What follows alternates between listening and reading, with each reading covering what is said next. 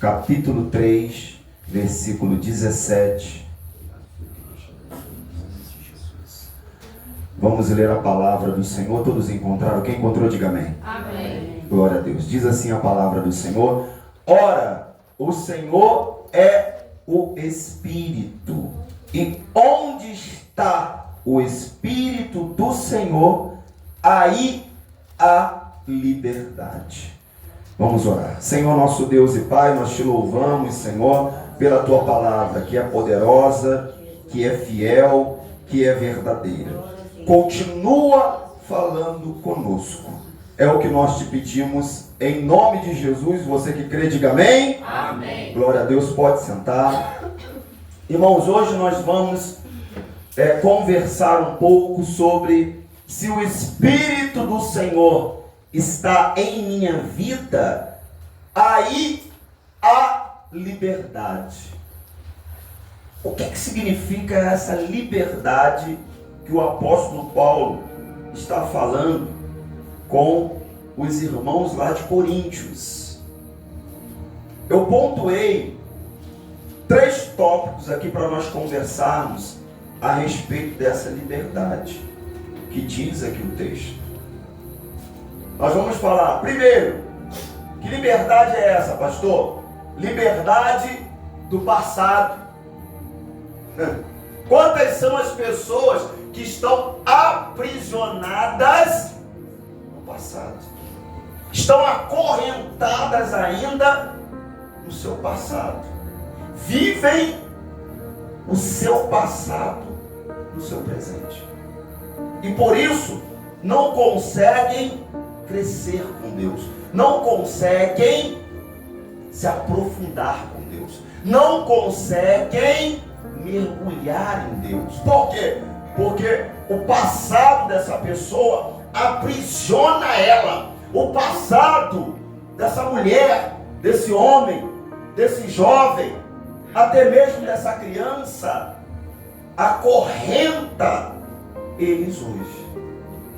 Então aqui, quando fala assim, o Espírito do Senhor está em minha vida, aí há liberdade do passado. Não vivo mais no meu passado. Ele não pode mais me acusar. Não carrego mais a culpa do meu passado. Mas infelizmente, essa não é a realidade de muitos. Porque mesmo dentro da igreja, mesmo pessoas que se dizem cristãs, pessoas que falam de boca, que assumiram um compromisso com Cristo, que assumiram uma vida de entrega, de total entrega ao Senhor, mas a vida dela em si é permeada, contagiada, impactada, mergulhada nas decepções, nas angústias, nos sofrimentos passados. A palavra, ela é viva. A palavra de Deus, ela é para nos libertar. A palavra do Senhor vai nos falar, carta de Paulo aos Filipenses, ou epístola de Paulo à igreja em Filipe, capítulo 3, versículo 13 e 14, diz assim a palavra do Senhor. Filipenses capítulo 3, versículo 13 e 14. Irmãos, quanto a mim, não julgo havê-lo alcançado, mas uma coisa faço, esquecendo-me das coisas que para trás ficam e avançando para as que estão diante de mim.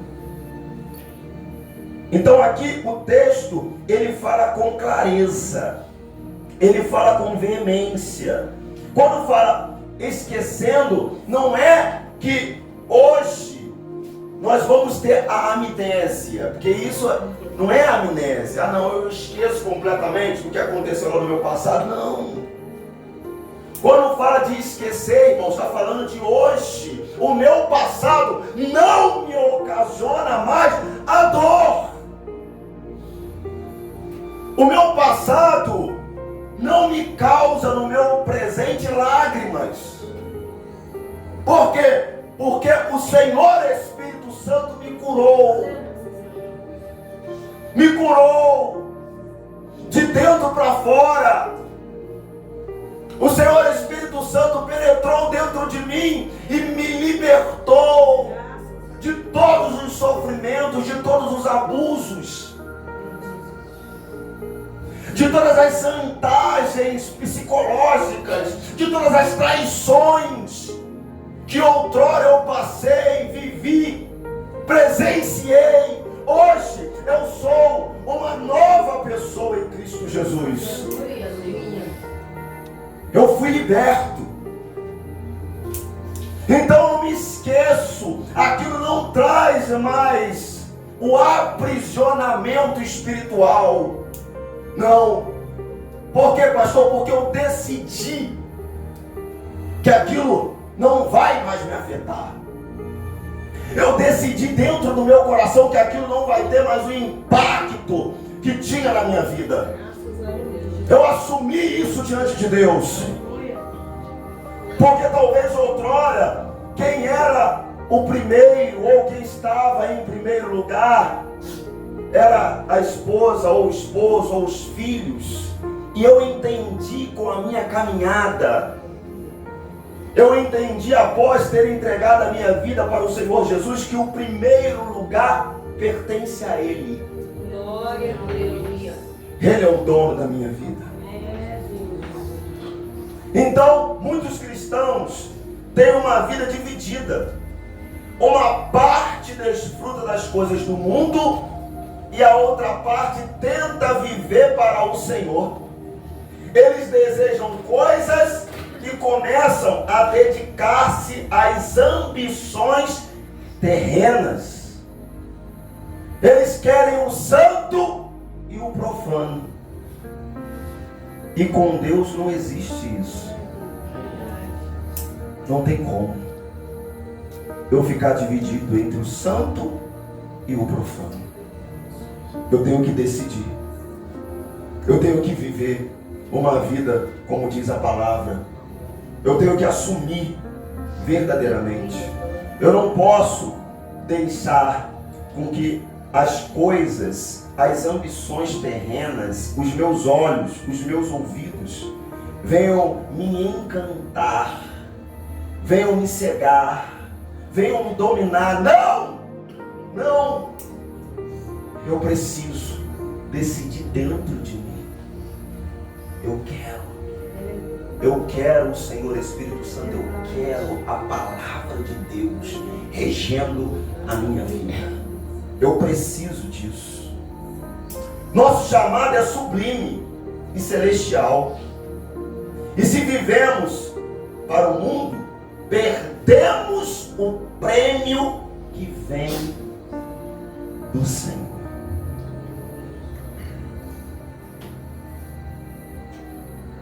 O meu chamado é sublime e celestial. E se eu decido viver para o mundo, eu acabo perdendo o prêmio que vem do Senhor. O que nós temos decidido, irmãos? O que você tem decidido? Qual é a escolha que você tem feito na sua vida dia após dia? Pastor, mas como que eu faço? Porque existem várias situações na minha vida que me remetem ao meu passado. Tá, mas você não pode mais viver o seu passado. Você tem que entender que foram escolhas. E hoje talvez você olha, você levanta a cabeça e aquilo te remete lá atrás, na sua escolha que você teve há anos e anos atrás. Mas aquela escolha que você teve há anos e anos atrás não pode ter efeito hoje, a dor, o sofrimento. A missionária fala uma coisa muito interessante, e esses dias ela tem falado demais isso.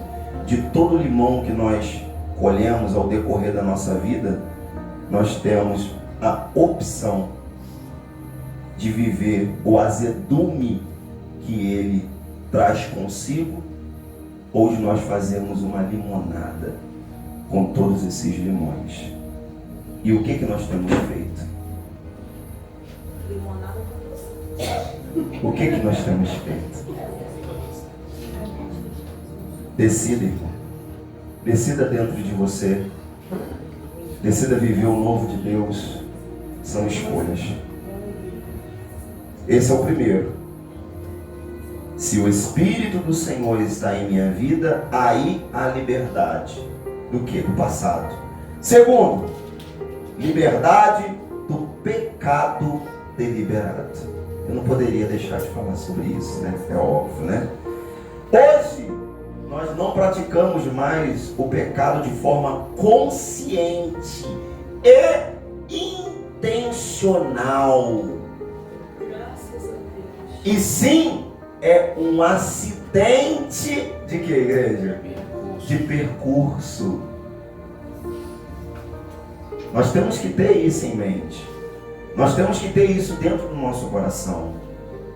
Outrora, quando nós vivíamos no mundo, não tínhamos um relacionamento com o Senhor Jesus, nós pecávamos deliberadamente, de forma consciente, intencional. Quantos de nós fizemos isso? A começar por mim.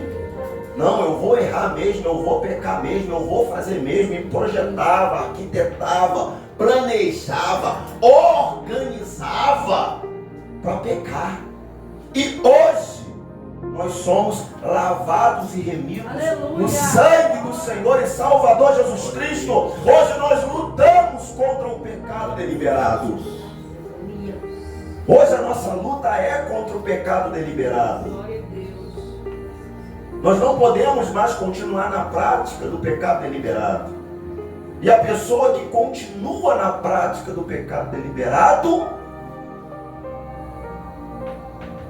ela não nasceu de novo. Carta aos Hebreus vai nos pontuar, nos ratificar, confirmar isso. Capítulo 10, versículo 26 e 27. Carta aos Hebreus, capítulo 10, versículo 26 e 27, que diz assim a palavra do nosso Deus: porque se vivermos deliberadamente em pecado, depois de termos recebido o pleno conhecimento da verdade, já não resta sacrifício pelos pecados.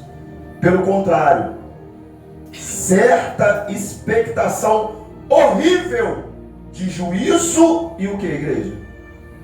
Fogo vingador, prestes a consumir os adversários.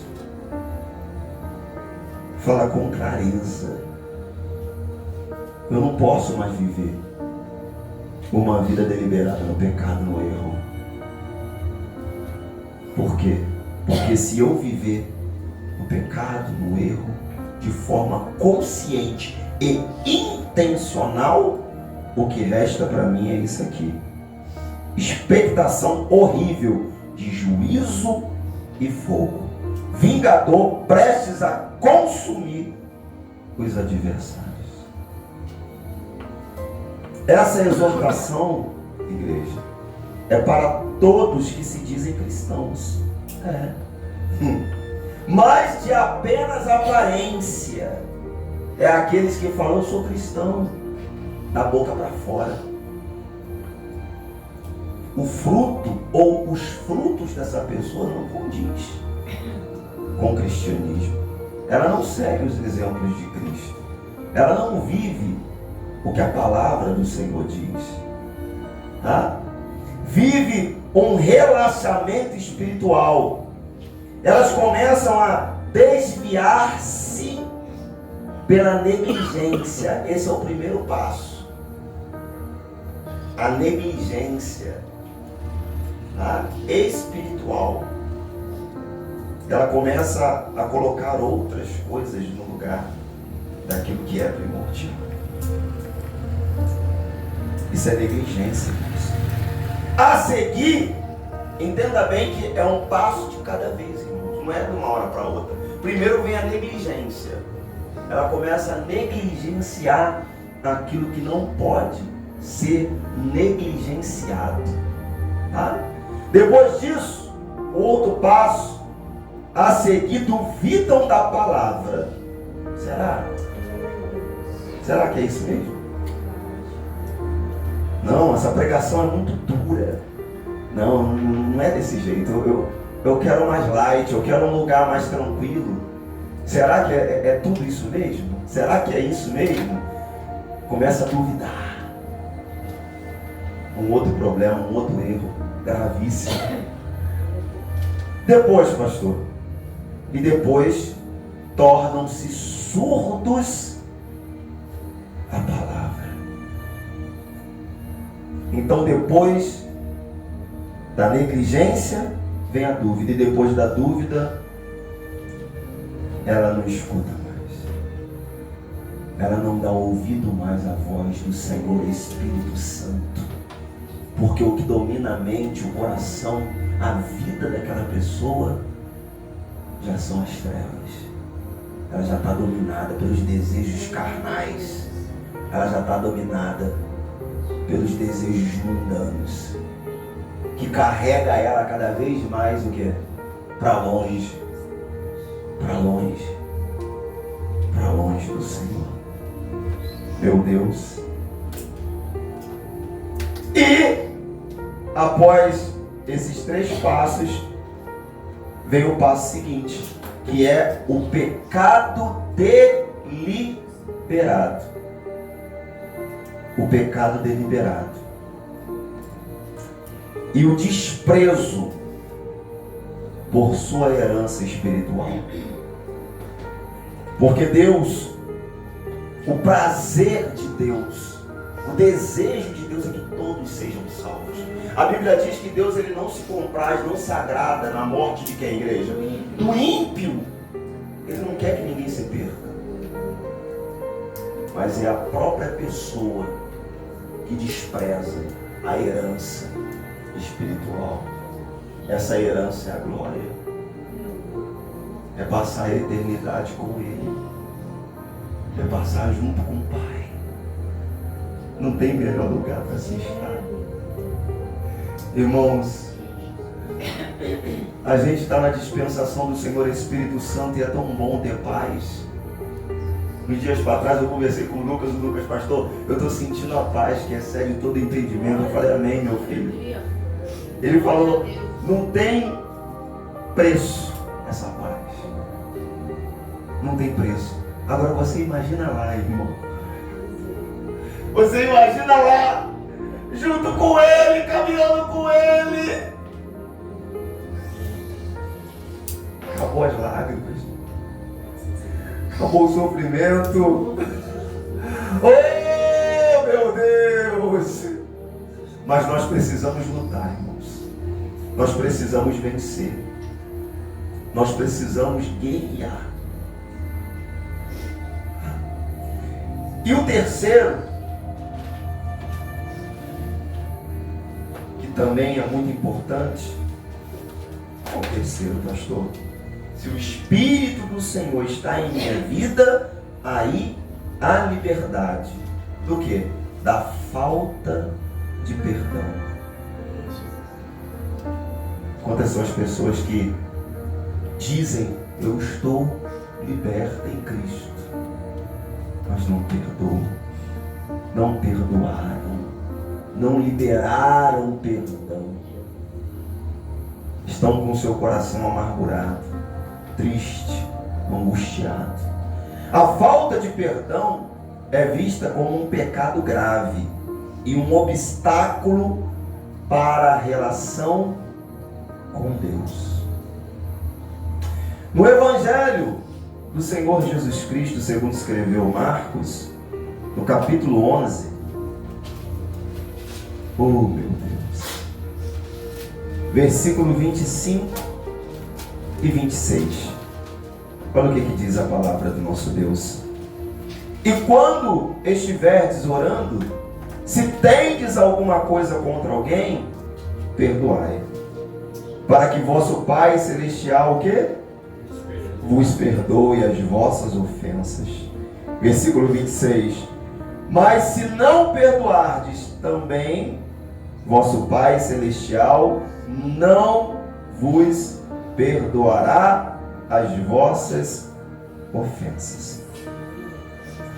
Aqui, irmãos, a palavra diz do nosso Deus, não ganhamos o perdão do Senhor por perdoar os outros, não é isso que o texto está falando, tá? Contudo, perdoar os demonstra a humildade, a reverência e principalmente a obediência do nosso coração diante de Deus. Quando nós perdoamos, nós estamos demonstrando para Deus humildade, reverência e principalmente obediência. Porque a palavra de Deus fala para nós perdoarmos. Tem muitas pessoas que não conseguem entender e compreender, mas existe várias consequências da falta de perdão. Eu só vou pontuar aqui duas por causa do tempo. Primeiro, a primeira consequência por falta de perdão: amargura e ressentimento, trazendo doenças para o corpo físico. Quantas são as pessoas que sofrem com doenças no seu corpo físico porque não perdoam, porque não perdoaram? Irmão, já foi provado psicologicamente que tem diversas doenças psicossomáticas por causa da falta de perdão. Ela diz: eu não perdoo, eu não vou perdoar. Foi muito sério o que ele fez, foi muito sério o que ela fez. Sim, pode ter sido sério, sim.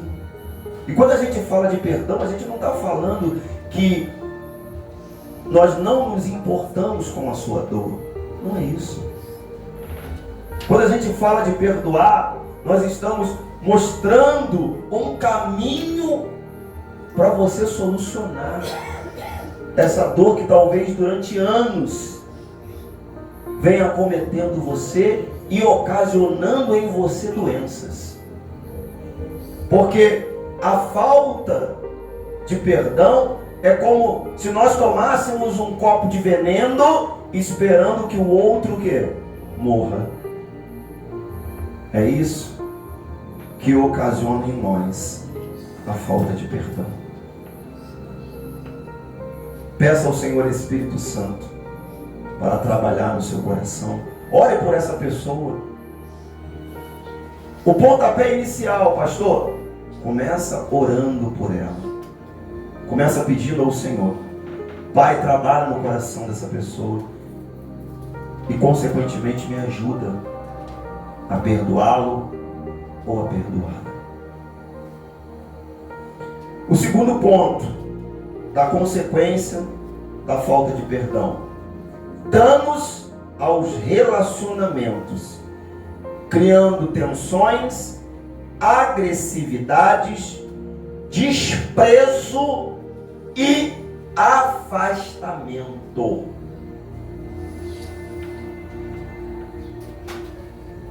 Eu não quero mais, porque lá dentro existe uma fagulha, lá dentro existe ainda um resquício. E quando eu falo isso, entenda mais uma vez, eu não estou aqui condenando você, acusando você. Não, eu estou aqui sendo um instrumento de Deus para lhe mostrar um caminho para que você venha sair desse aprisionamento emocional, esse aprisionamento espiritual, que é a falta de perdão. É assim.